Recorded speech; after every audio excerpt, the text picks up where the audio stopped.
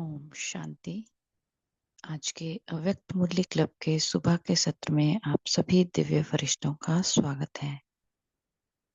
आज आशा देवी सिस्टर मुरली पढ़ेंगी। ओम शांति। ओम शांति। सिस्टर, मेरी आवाज आ रही है बराबर? जी आ रही। मैं मुरली शुरू करती हूँ। और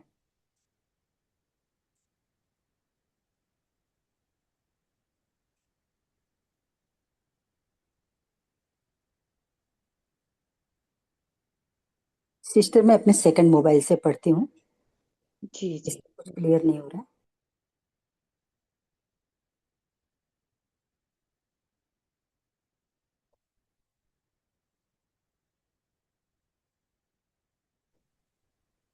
ओम शांति।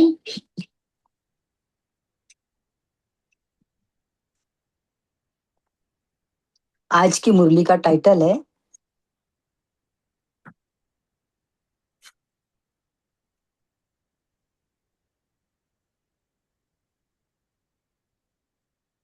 तपस्वी अर्थात प्योरिटी की पर्सनालिटी और रॉयल्टी वाले।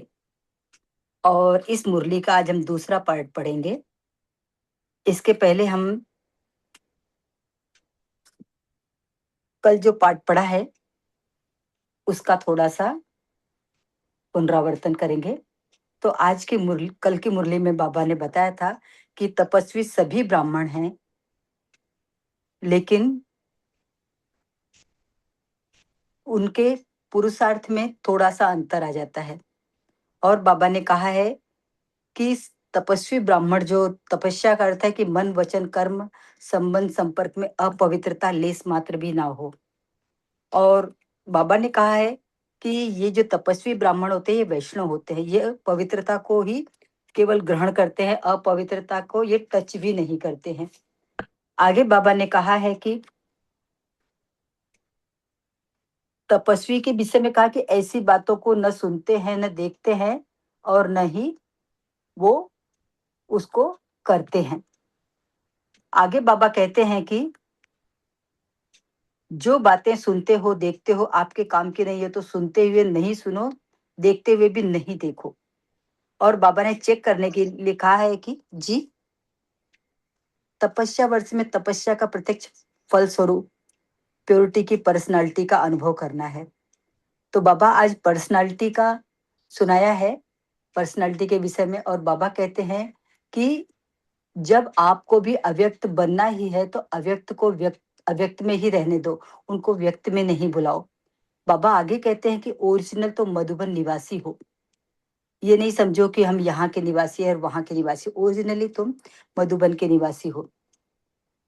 बाबा कहते हैं कि बाप दादा से तपस्या की प्राइज लेना चाहते हो तो बाप दादा को तपस्या की प्राइज देने भी चाहते हो, या सिर्फ लेना चाहते हो? तो बाबा कहते हैं कि अगर ऐसा है कि लेन, तो सभी सरेंडर होकर आना। और बाबा कहते हैं कि अंतिम पेपर का क्वेश्चन ही आना है कि नष्टो मोहा स्मृति स्वरूप। तो इसीलिए सभी को एवर रेडी बनना है। सिर्फ हाथ नहीं उठाओ, वास्तव में भी दिल से एवर रेडी बनो।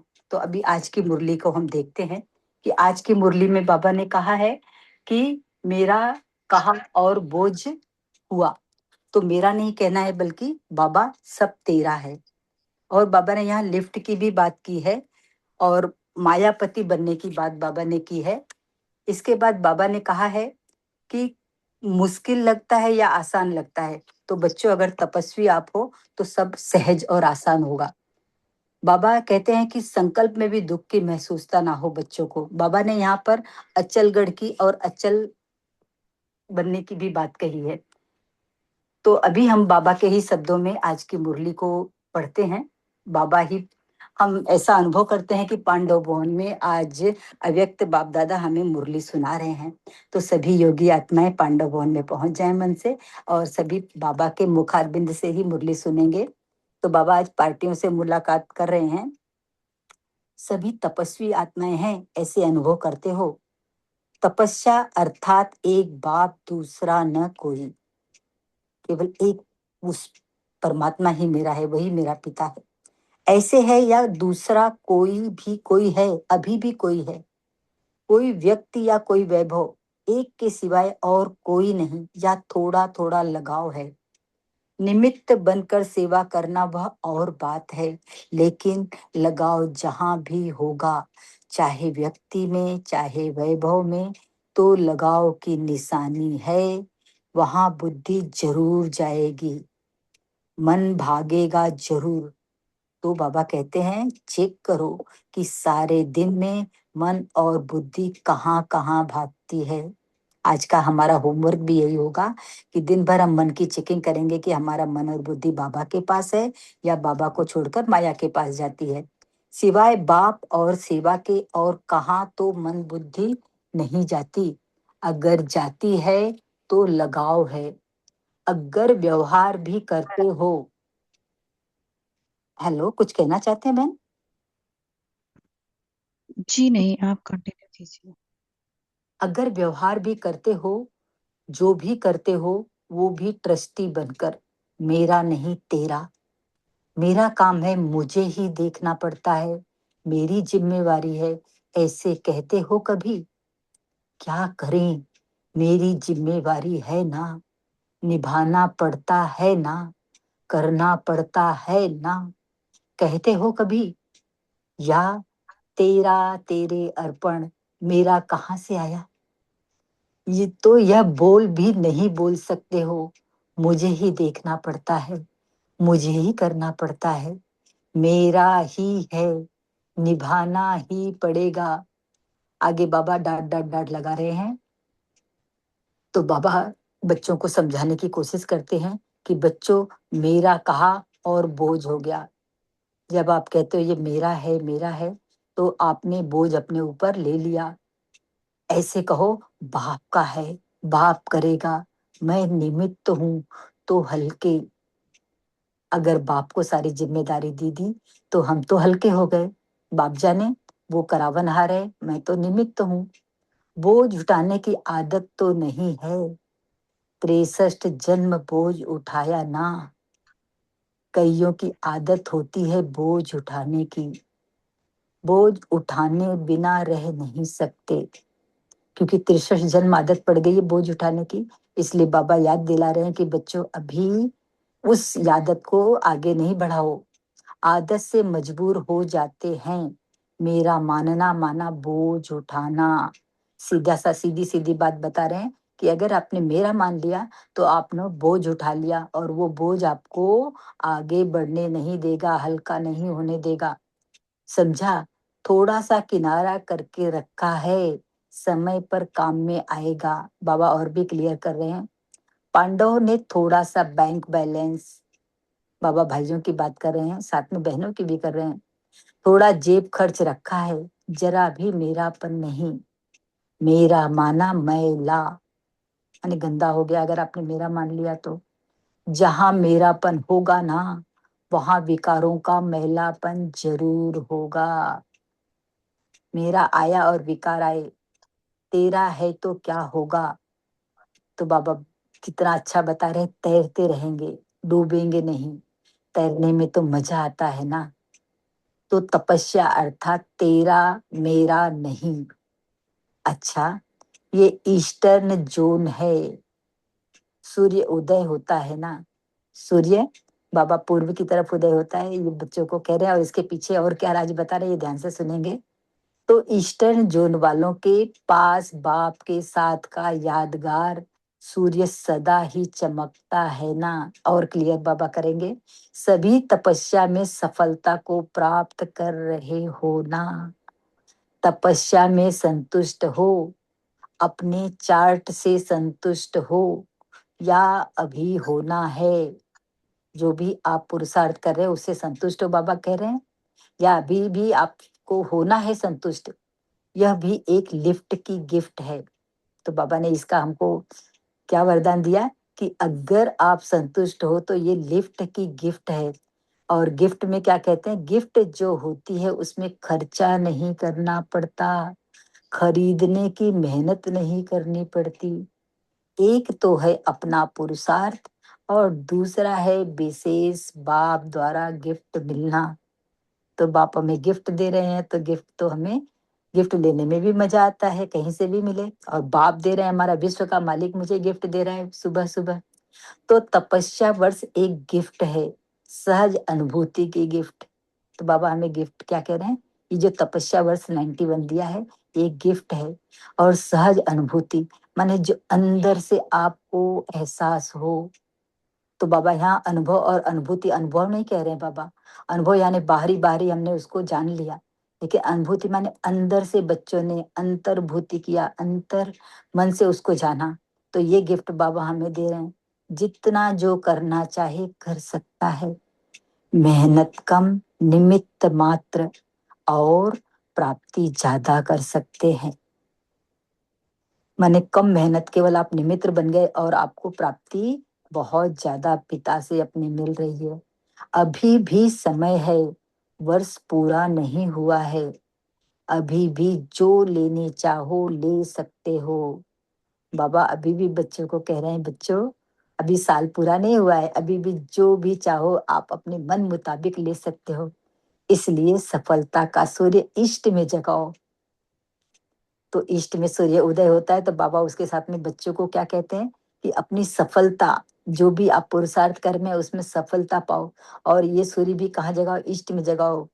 हम ईस्ट वालों को बाबा कह रहे हैं, सदा सभी खुश हैं या कभी कभी कुछ बातें होती हैं, होती तो नाखुश भी होते हैं। बाबा पूछ रहे हैं कि आप हमेशा खुश रहते हो, ब्राह्मण जीवन की जो आपको विशेषता है, सदा खुशी में नाचते हो, या कभी कभी आपकी ये खुशी गायब भी हो जाती है, खुशी बढ़ती जाती है, कम तो नहीं होती है।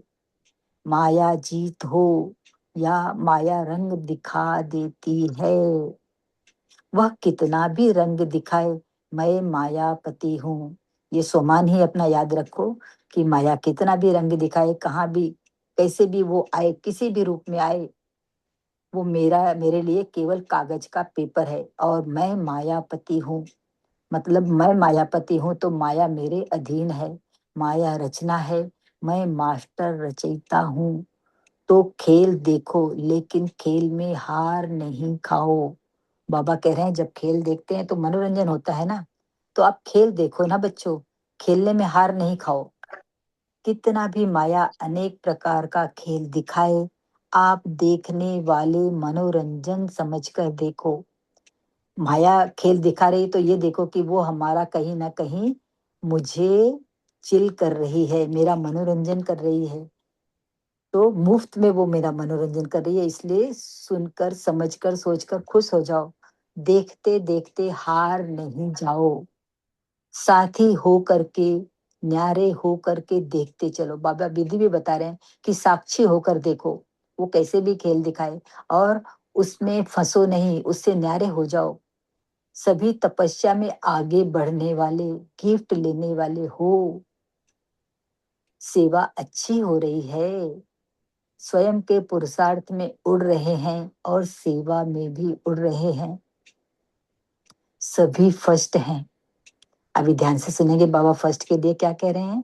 सदा फर्स्ट रहना, सेकंड में नहीं आना, और फर्स्ट रहेंगे तो सूर्यवंशी बनेंगे। बाबा हमको नंबर 1 में आने के लिए बता रहे हैं। सेकंड बने तो चंद्रवंशी, फर्स्ट नंबर माया जीत होंगे। कितने फायदे हैं बाबा फर्स्ट नंबर में आने के बता रहे हैं। कोई समस्या नहीं, कोई प्रॉब्लम नहीं, कोई क्वेश्चन नहीं, और तो और कोई कमजोरी भी नहीं।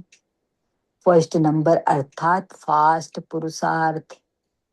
तो बाबा कह रहे हैं जिसका फास्ट पुरुषार्थ है वो पीछे नहीं हो सकता। सदा साक्षी और सदा बाप के साथी, यही याद रखना कि मैं साक्षी भी हूँ, और मेरा साथी कौन है, मेरा दोस्त कौन है, बाप, वो परम पिता परमात्मा। ये याद रहेगा तो माया की हिम्मत नहीं कि वो हमारे पास आके फटक भी जाए। दूसरी बात बता रहे हैं बाबा, सदा अपने को सहज योगी, सहज ज्ञानी समझते हो। सहज है या मेहनत है, जब माया बड़े रूप में आती है तो मुश्किल नहीं लगता। मधुबन में बैठे हो तो सहज है, वहां प्रवृत्ति में रहते जब माया आती है फिर मुश्किल लगता है। कभी कभी क्यों लगता है, उसका कारण बाबा बता रहे हैं कि कभी कभी हमको मुश्किल लगता है, हमेशा नहीं लगता है। माया मार्ग कभी मुश्किल कभी सहज है, ऐसे नहीं कहेंगे। मार्ग सदा सहज है। तो क्या कहना है, बाबा कह रहे हैं इस मार्ग सदा सहज है, लेकिन क्या, आप कमजोर हो जाते हो, इसीलिए सहज भी मुश्किल लगता है। अपनी कमजोरी ही हमको मुश्किल के रूप में सामने दिखाई देती है। कमजोर के लिए कोई छोटा सा भी कार्य भी मुश्किल लगता है। अपनी कमजोरी मुश्किल बना देती है, बाकी मुश्किल है ही नहीं। कमजोर क्यों होते हो, बाबा पूछते हैं। क्योंकि कोई न कोई विकारों के संग दोष में आ जाते हो। कमजोरी का कारण बाबा बता रहे हैं कि बच्चों ध्यान दो इस पर। सत्य का संग किनारे हो जाता है, परमात्मा का साथ हम छोड़ देते हैं और दूसरा संग दोष लग जाता है, माया के प्रभाव में आ जाते हैं। इसलिए भक्ति में भी कहते हैं कि सदा सत्संग में रहो। सत्संग अर्थात सदा बाप के संग में रहना, उस परमात्मा की गोदी में बैठे रहो, उसके छत्र छाया में रहो हमेशा। तो आप सदा सत्संग में रहते हो या संग में भी चक्कर लगाते हो। बाप के पास बैठे हो फिर भी चक्कर लगा रहे हो माया के साथ। सत्संग की कितनी महिमा है, और आप सबके लिए सत बाप का संग अति सहज है, क्योंकि समीप का संबंध है। सबसे समीप संबंध है बाप और बच्चे का, क्योंकि वो मेरा पिता है और मैं उसका बच्चा हूं, तो इससे अधिक संबंध समीप का कोई नहीं है। यह संबंध सहज भी है और साथ साथ प्राप्ति कराने वाला भी है। जब वो मेरा पिता बन गया तो मैं उसके वर्षे की अधिकारी बन गई, वो मालिक है उसका बालक। तो आप सभी सदा सत्संग में रहने वाले सहज योगी, सहज ज्ञानी हैं। अब हमको एक वरदान ही दे रहे हैं कि आप सहज योगी भी हो और सहज ज्ञानी भी हो। सदैव यह सोचो कि हम औरों की भी मुश्किल को सहज करने वाले हैं। वाह बाबा, हमको एक कदम और आगे बढ़ा दिया। तो सभी इस पर ध्यान से और सुनेंगे ध्यान से। जो दूसरों की मुश्किल को सहज करने वाला होता है, वह स्वयं मुश्किल में नहीं आ सकता। अच्छा, सेवा में क्वालिटी है या क्वांटिटी है? क्वालिटी वालों की निशानी क्या होती है, ध्यान से सुनेंगे। क्वालिटी वाली आत्माओं की निशानी क्या है? वह आते ही अपनापन महसूस करेगी। उसको ये स्मृति स्पष्ट होगी कि मैं इसी परिवार का था और पहुंच गया हूं। अपनेपन से निश्चय में या पुरुषार्थ में देरी नहीं लगेगी, क्योंकि उसने अपना मान लिया तो वो निश्चय में आ गया कि ये तो मेरा अपने ही लोग हैं। तो उसको पुरुषार्थ करने में भी देरी नहीं लगेगी, वो सीधा पुरुषार्थ में आगे बढ़ना लग जाएगी। वह अपने परिवार को परख लेगा, अपने बाप को पहचान लेगा। तो अपनेपन का अनुभव होना, ये पुरुषार्थ में क्वालिटी की निशानी है। क्वालिटी की निशानी यहाँ पर बताई कि बाप में भी निश्चय और परिवार को भी परख लिया, उसको उसमें भी निश्चय आ गया। सिर्फ नाम या धन में क्वालिटी नहीं, उसको सिर्फ क्वालिटी नहीं कहा जाता है, लेकिन पुरुषार्थ की भी क्वालिटी उसमें हो। जिसका अटल निश्चय पक्का रहता है, उसका प्रभाव स्वतः ही औरों पर पड़ता है। अगर मन में पक्का निश्चय है कि ये मेरा बाप है और ये मेरे उस पिता का परिवार है, मेरा परिवार है, तो ये ऑटोमेटिक वाइब्रेशन ही औरों पर पड़ना लगता है। अपनापन होने के कारण उसको सब सहज अनुभव होगा, इसलिए तीव्र अर्थात फास्ट जाएगा। बाबा फास्ट जाने के लिए सीधी सी हमको एक ही बात बता रहे हैं कि मेरा बाबा, मेरा मैं, मेरा बाबा, मेरा परिवार और ये ड्रामा, अगर इन चारों पर निश्चय है तो आपका पुरुषार्थ फास्ट होता जाएगा। जहां अपनापन है वहां कोई भी काम मुश्किल नहीं लगता है। तो ऐसी क्वालिटी वाली आत्माएं और ज्यादा से ज्यादा निकालो।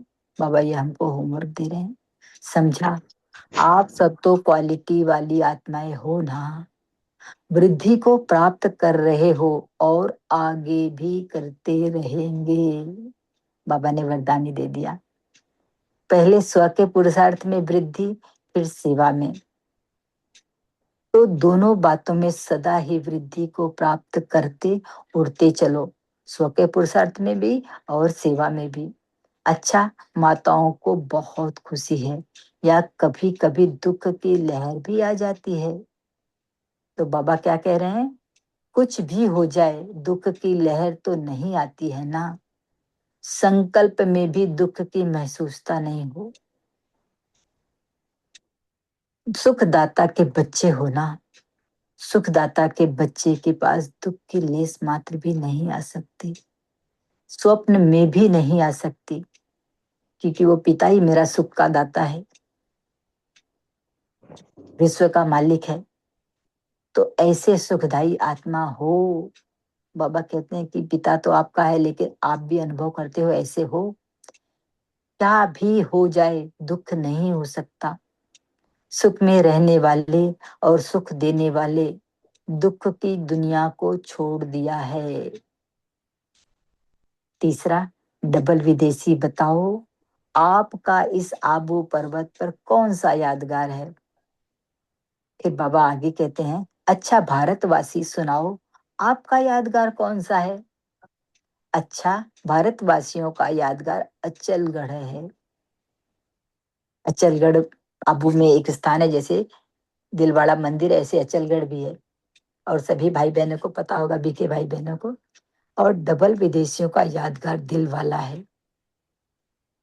भारतीयों के विषय में बाबा बताया, आपका यादगार अचलगढ़ है और विदेशियों का है दिल वाला, या दोनों ही यादगार दोनों के हैं। बाबा पूछ रहे हैं, अचलगढ़ कौन बन सकता है?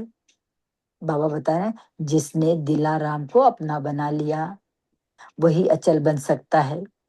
इसलिए बाबा खुद ही बता रहे हैं कि दोनों ही यादगार बहुत कायदे प्रमाण बने हुए हैं। अगर दिल वाला बाप को अपना नहीं बनाया तो अचल की बजाय हलचल होती है। कोई भी चीज में हलचल होती रहे तो वो टूट जाएगी, और अचल होगी तो सदा कायम रहेगी। पहली विशेषता, दिल वाला बाप मेरा है तो मैं सदा अचल रहूंगी, मुझे कुछ भी हिला नहीं सकता, सदा एक रस स्थिति मेरी रहेगी। तो सदैव ये स्मृति में रखो कि हम दिल वाला बाप को दिल देने वाली अचल आत्माएं हैं। ये मेरा यादगार है। हर एक अनुभव करे कि ये अचलगढ़ मेरा यादगार है, ये दिल वाला मंदिर मेरा यादगार है। ऐसे नहीं ये ब्रह्मा बाप का या महारथियों का है, नहीं, मेरा यादगार है। निश्चय से बोलना है। देखो, ड्रामानुसार अपने यादगार स्थान पर पहुंच ही गए, नहीं तो पाकिस्तान से आबू में आना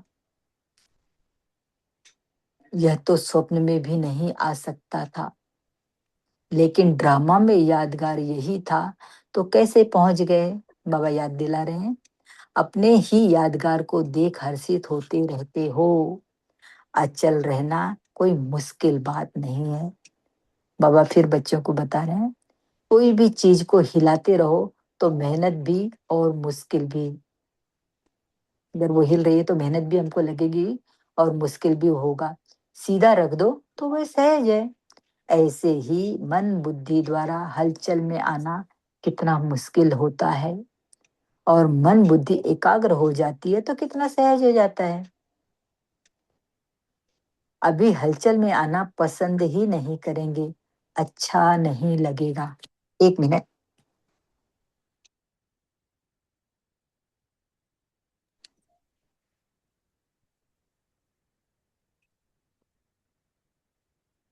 आधा कल्प हलचल में आते थक गए, तन की भी हलचल, मन की भी हलचल, धन की भी हलचल। तन से भी भटकते रहे, कभी किस मंदिर में, कभी किस यात्रा पर, तो कभी किस यात्रा पर। और मन परेशानियों में हलचल में आते रहा। और धन में तो देखो कभी लखपति तो कभी कखपति। बाबा हर तरह की हलचल जो हम आत्माओं की बाबा से बनने के पहले थी, तो उसके विषय में बच्चों को याद दिला रहे हैं। तो अनेक जन्मों के हलचल का अनुभव होने के कारण अभी अचल अवस्था अति प्रिय लगती है। हाँ बाबा, इसीलिए दूसरे के ऊपर भी रहम आता है। जो आत्माएं अभी भी बाबा की नहीं बनी है, उन पर बाबा के बच्चों को रहम आता है, क्योंकि बाप समान है ना। शुभ भावना, शुभ कामना उत्पन्न होती है कि ये भी अचल हो जाए। क्यों क्यों रहम आता है? क्योंकि दिल से चाहते हैं कि इनका भी कल्याण हो जाए, ये भी बाप के बन जाए और अचल हो जाए, भटकना इनका भी खत्म हो जाए। अचल स्थिति वालों का विशेष गुण होगा रहम दिल, सदा हर एक आत्मा के प्रति दातापन की भावना। ऐसे मास्टर दाता बने हो कि दूसरों को देखकर घृणा आती है। बाबा पूछ रहे हो, आप बच्चों को रहम आता है या घृणा आती है? बताइए। रहम आता है, दया भाव आता है, दातापन की स्मृति आती है, या क्यों क्या उत्पन्न होता है? बाबा पूछ रहे क्या है आपके मन में, क्या चल रहा है बच्चों? आप सबका विशेष टाइटल है विश्व कल्याणकारी। बाबा आगे भी क्लियर कर रहे हैं, बाबा ने ऐसा क्यों पूछा? तो बाबा कह रहे हैं कि जो विश्व कल्याणकारी है, उसको हर आत्मा के प्रति कल्याण की भावना होगी। उसके अंदर स्वतः ही किसी आत्मा के प्रति घृणा भाव, द्वेष भाव, ईर्ष्या या ग्लानि का भाव कभी उत्पन्न नहीं होगा। इसको कहा जाता है विश्व कल्याणकारी आत्मा। तो ऐसे हो जी बाबा, हम अब बाप समान है। आप जैसे जैसे आपका भाव है, ऐसे हमारा भी भाव है। रहम हर आत्मा के प्रति रहम, हर बच्चा आपका बन जाए। भूली बिसरी आत्माएं सभी बाबा के पास पहुंच जाएं। बाबा आगे कहते हैं, या कभी कभी दूसरे भाव में भी आ जाते हैं। बाबा कहते हैं बस सदा कल्याण का भाव हो। अभी सारे भाव मन से खत्म करो और सभी के लिए सदा क्या आपके मन में हो? सदा कल्याण का भाव हो। सभी आत्माओं का कल्याण हो जाए, सभी बाबा के बच्चे बन जाए और बाबा का कार्य अति शीघ्रता से पूरा हो जाए। ओम शांति। सभी 1 मिनट बाबा की याद में रहेंगे, फिर आगे जैसे बहन बोलेंगे उसी हिसाब से मुरली शेयर की जाएगी। ओम शांति। याद प्यार देना है दीदी। अच्छा भाई,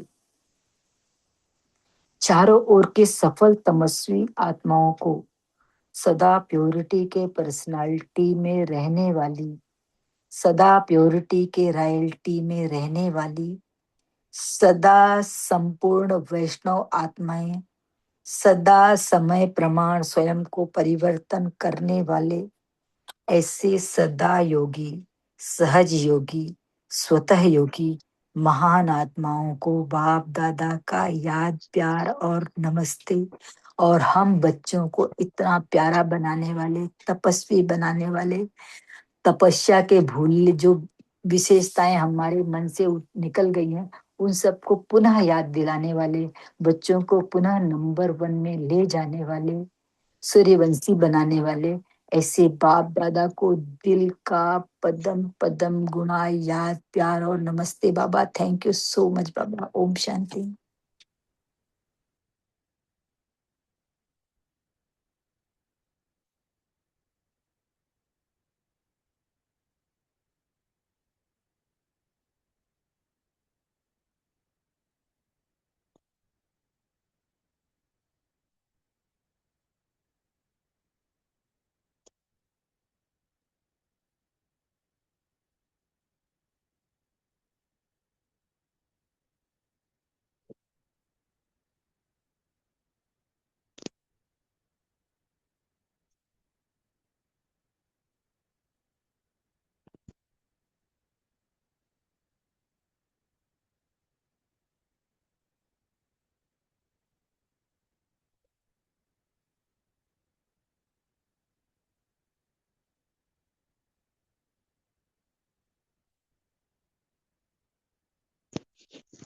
ओम शांति।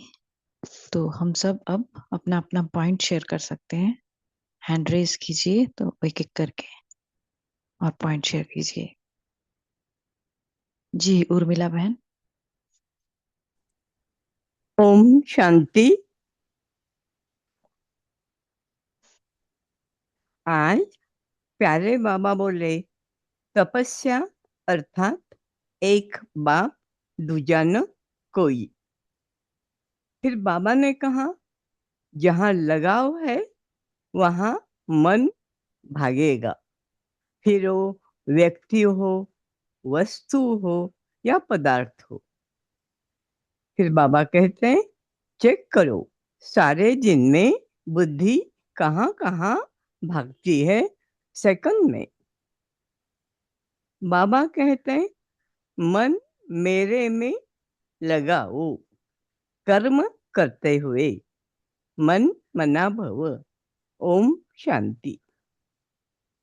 जी शुक्रिया। प्रिंसेस सिस्टर आप शेयर कर सकती हैं। थैंक्स दीदी। गुड मॉर्निंग सभी को। जो मेरा पॉइंट था, बाबा ने कहा है कि बाबा ने बताया पाकिस्तान से जब कराची आबू आए कराची से, तो ये स्वप्न में भी नहीं था, लेकिन ड्रामा में नून थी इसलिए पहुंचे।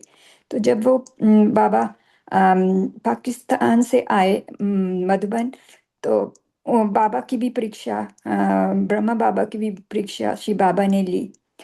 ये अनुभव मैं सुना रही हूँ, भाई जी ने सुनाया था। वो अनन्य बच्चे हैं भाई के, बहुत पुराने। उन्हें दादी जी का, गुलजार दादी का अनुभव सुनाया था। जब वो पाकिस्तान से आने थे, भारत आना था, जिस स्टीमर पर आए उस स्टीमर का नाम था, उस स्टीमर का नाम तो उन्होंने नहीं बताया, लेकिन जहाँ से वो स्टीमर चला वो कराची पोर्ट था जहाँ से वो चला। तो बीच में जब क्या हुआ कि बहुत तूफान आया, तो कैप सभी घबरा गए, इवन कैप्टन भी बहुत घबरा गया। तो इतने में बाबा उठकर कैप्टन के पास आए और उन्होंने कहा कि बच्चे, तुम इधर नहीं, शिप इधर लेके जाओ। तो कैप्टन ने देखा ऐसा कोई बुजुर्ग कौन हो सकता है जो मुझे डायरेक्शन दे रहा है। बाबा फिर उठे और फिर कहा, बच्चे इधर नहीं, आप बोट इधर लेके जाओ। तो उन्होंने अपनी बोट मोड़ ली, और बोट मोड़ी तो तूफान वो ठहर ठहर गया, एकदम शांत हो गया। तो ऐसे ही बाबा कहते हैं कि बहुत तूफान आएंगे, लेकिन यदि हमारी बुद्धि उस समय अचल रहेगी तो हमें बाबा की डायरेक्शन मिलेगी, हमें क्या करना है, तो इजी हो जाएगा हमारे लिए सारा काम। तो यज्ञ में हमारे लिए तूफान आने ही आने हैं, लेकिन अब हमें किस चीज का अभ्यास करना है? अपनी बुद्धि को एकाग्र करने का। जितने एकाग्र होगी उतना बाबा की टचिंग होगी। नहीं खर कितना भी माया उन्हें पकड़ के खेलते। ओम शांति। थैंक यू आपका। जी गीता माता जी आप कुछ बोलना चाह रही हैं? है बोलिए। है दीदी दीदी। ओम शांति दीदी। बाबा बोला जे मैं मायापति हो, माया रचना है, और मैं मास्टर रचयिता हो। तो तो खेल देखो, लेकिन खेल में हार नहीं खाइए। कितना भी माया अनेक प्रकार का खेल दिखाइए, आप देखाने वाला मनोरंजन समझ कर देखो, देखते देखते हार नहीं खाइयो। সাক্ষী হোক করকে নেড়ে হোকে দেখতে চলো। তারপরে বলেছে বাবা যে সবই ফার্স্ট হয়, সদা ফার্স্ট রহ না, সবই फास्ट रहो ना, सेकंड भी नहीं आना। फास्ट रहेंगे तो सूर्यवंशी बनेंगे, सेकंड बने तो चंद्रवंशी। फास्ट नंबर मायाजीत होंगे। कोई समस्या नहीं, कोई प्रॉब्लम नहीं, कोई क्वेश्चन नहीं, कोई कमजोरी नहीं। फास्ट नंबर अर्थात फास्ट पुरुषार्थ। जिसका फास्ट पुरुषार्थ है तो पीछे नहीं हो सकते। सदा साक्षी और सदा बाप के साथी, यही याद रखना। ओम शांति दीदी। जी ओम शांति। प्रिंसेस सिस्टर ने बहुत ही इम्पोर्टेंट पॉइंट हमारे साथ शेयर किया कि अंतिम समय में टचिंग होगी और हम सही जगह पे, सही स्थान पे पहुंच जाएंगे। तो अपनी बुद्धि को क्लीन एंड क्लियर रखना और बाबा के साथ जोड़ के रखना कितना जरूरी है। और इस मुरली में बाबा ने ये भी कहा है कि तपस्वी कौन है ना, तपस्या अर्थात सदा, सहज और स्वतः योगी। तो सदा शब्द को अंडरलाइन करें, सहज और स्वतः योगी बने, तो ही ये टचिंग हमें होगी और हम सही स्थान पर सही समय पर पहुंचेंगे। ओम शांति। जी नमिता सिस्टर, आप शेयर कर सकती हैं। ओम शांति। बाबा ने बोले तपस्या अर्थात तेरा, मेरा नहीं, बाबा का है, बाबा करेंगे, मैं निमित्त हूँ, तो हल्का महसूस। एक बाबा दूसरा नहीं। फिर बाबा कहते हैं तपस्या वर्ष एक गिफ्ट है हम सबके लिए, सहज अनुभूति की गिफ्ट, जितना जो अनुभव करना है कर सकेंगे। अगर लगा बहुत समर्पण भाव और ट्रस्टी बनकर रहेंगे तो अनुभूति ज्यादा होगी। जब स्मृति में रहे कि मैं मास्टर रचयिता हूँ, माया मेरी रचना है, तो माया प्रतिबंध खेल रचना है। ब्रह्मा में जो नोंदा हुआ है वो हो रहा है, तो रचना है, तो माया प्रतिबंध खेल रचना है, खेलना है। खेल में हारना नहीं, माना खेल को मनोरंजन समझकर साक्षी होकर, न्यारे होकर, बाबा का प्यारे बनकर देखना, खुदा बाबा को साथ और साथी बनाकर साथी दोस्ता बनना, साथी दोस्ता बनाए तब खेल मनोरंजन लगे। कोई भी कमजोरी नहीं, कोई क्वेश्चन नहीं, कोई कंप्लेन नहीं, किसी के साथ कंपेरिजन नहीं, सिर्फ अपने ऊपर आत्मविश्वास, तो बुद्धि भटकेंगे नहीं। एक बाबा की तरफ बुद्धि रहे तो माया माया नहीं, मनोरंजन लगे। ओम शांति। Thank you. जी रीमा सिस्टर, आप शेयर कीजिए। ओम शांति। अभी जैसे प्रिंसी सिस्टर ने शेयर किया ना कि वो तो स्टीमर का नाम था सरस्वती। ये भी देखो कितना वंडर है ना कि इस स्टीमर का नाम सरस्वती था। तो जैसे बाबा ने कहा ना कि सदैव ये स्मृति में रखो, इसको हम सब फील करेंगे। बाबा ने देखो कितना अच्छा हम सबको वरदान भी दिया है कि हम दिल वाला बाप को दिल देने वाली अचल आत्माएं हैं ना। इसको फील करो, फिर अनुभव करो। तो अचल आत्माएं अर्थात तन की भी हलचल ना हो, मन की भी हलचल ना हो, धन की भी हलचल ना हो। क्योंकि अभी कितने पहले भक्ति में कितने मंदिरों में भटके, किस प्रकार की यात्राएं की, मन भी परेशानी, धन भी हलचल में आया। तो वही बाबा ने कहा अभी अचल आत्माएं बन गई हो, मन बुद्धि एकाग्र हो जाए तो ये सहज हो जाए। और सहज कब होगा? जब सदा इसी निश्चय और नशे में रहेंगे कि हम दिल वाला बाप को दिल देने वाली अचल आत्माएं हैं। थैंक यू बाबा। ओम शांति। जी शुक्रिया बहन। ओम शांति दीदी। ओम शांति भाई जी, बोलिए। बाबा कहते हैं कुछ ही बढ़ती जाते हैं, कम तो नहीं होती। माया जित हो तो माया का रंग माया रंग दिखा देती है। और कितना भी रंग दिखाए, मैं मायापति हूँ, माया रचना है, मैं मास्टर रचयिता हूँ। तो खेल देखो, कितना खेल में हार नहीं खाओ। कितना भी माया अनेक प्रकार का खेल दिखाए, आप देखने वाले मनोरंजन समझकर देखो, देखते देखते हार नहीं जाओ। ओम शांति दीदी। जी माया से कभी भी हार नहीं खानी, और माया तो जब जाने वाली होती है ना तो और अपना रंग दिखाती है, और तभी आत्माएं कभी कभी विचलित हो जाती हैं। तो हमें माया से एकदम डट कर रहना है, बिल्कुल योद्धे बनना पड़ता है ना पहले, फिर हम उस पर विजय प्राप्त करते हैं। एक बार विजय प्राप्त कर ली तो फिर माया हमें विचलित नहीं कर सकती। बहुत अच्छा जी। और किसी को कोई पॉइंट शेयर करना है, हैंड रेज कीजिए या तो अनम्यूट करके बोल सकते हैं।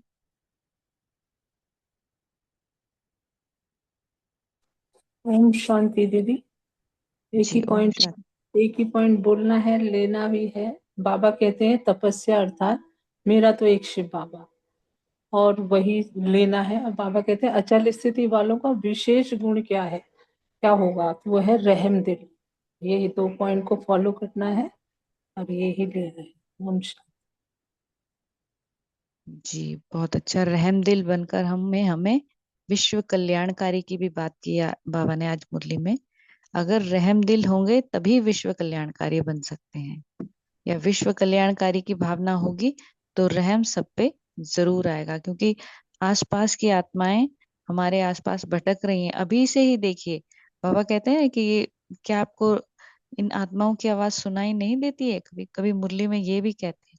तो बाबा को तो इतनी आवाजें सुनाई देती हैं, तो हम बच्चे भी अपनी बुद्धि को, मन को खुला रखें, विश्व कल्याणकारी बने, तो हमें भी ये आवाजें सुनाई देंगी और हमें ही उनका कल्याण करने के निमित्त बनना है। करने वाला तो बाबा ही है, लेकिन निमित्त मैं आत्मा बनूंगी। ये मेरी बुद्धि में रहे तो मैं विश्व कल्याणकारी आत्मा बन सकती हूँ। जी विठल भाई जी, आप बोलना चाहते हैं? अनम्यूट है आपका। ओम शांति। जी। तो सत्संग अर्थात सद्भाव के संग में रहना, अर्थात सहज योगी, सहज ज्ञानी बनना।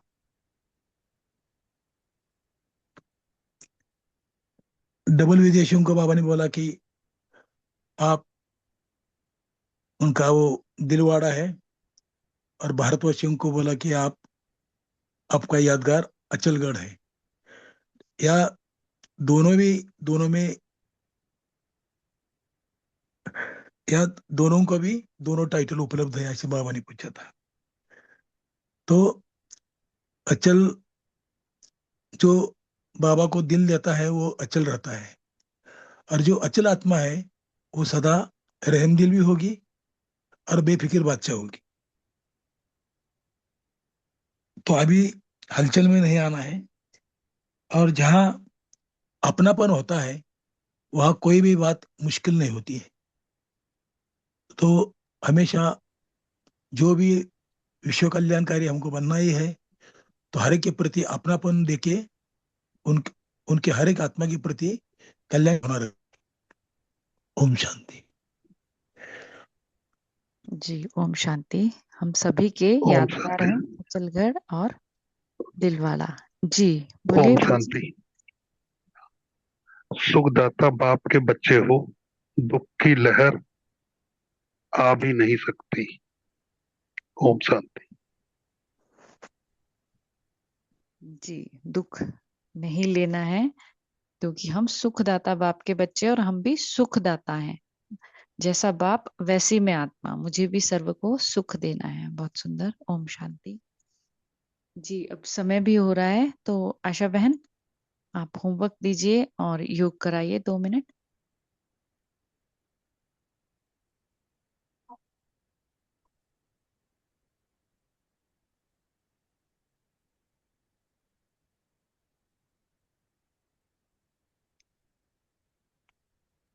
ओम शांति। आज बाबा के सारे बच्चे बाबा को साथ लेकर पहले अपने मुकुट सिंहासन पर पहुंचे, और फिर हम पहुंचते हैं आज प्रकृति में, प्रकृति गोद में बाबा के साथ पहुंचते हैं।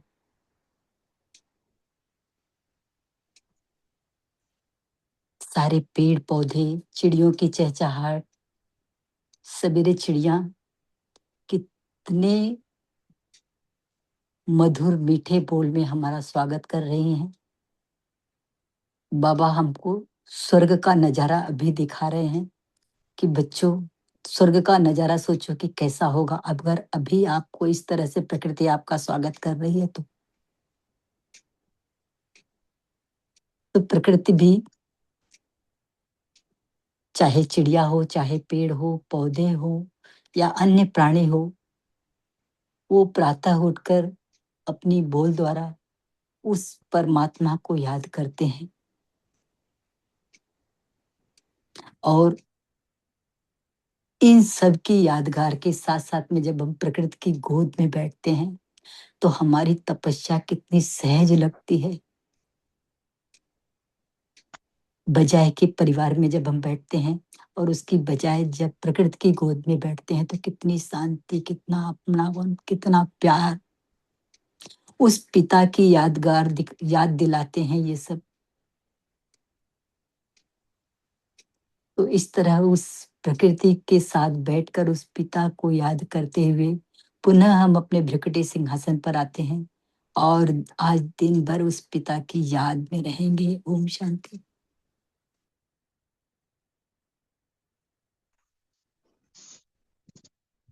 जी शुक्रिया बहन। आपने होमवर्क पहले ही बताया था, एक बार रिपीट कर दीजिए, चेकिंग का पॉइंट था कोई। जी बहन, एक एक मिनट।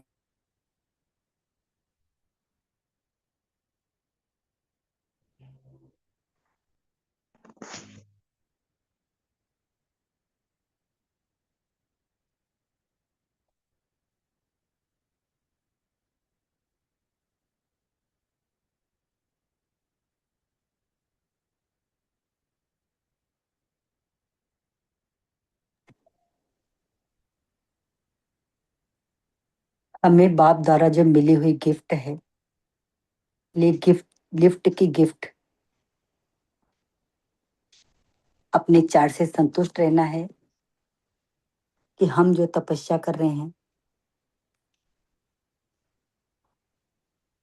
वो जितना बाबा के अनुसार हम कर पा रहे हैं, तो अगर हम कर पा रहे हैं तो बाबा हमें इस लिफ्ट की गिफ्ट दे रहे हैं। और माया से भी अगर बाबा के साथ हैं तो माया से भी हम विजयी हैं। ओम शांति। ऐसा दिन भर आज याद रखेंगे। ओम शांति। जी शुक्रिया बहन।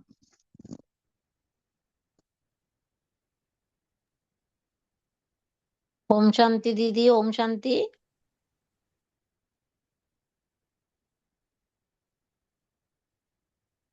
आप सभी दिव्यात्माओं का इस कॉल से जुड़ने के लिए बहुत बहुत शुक्रिया।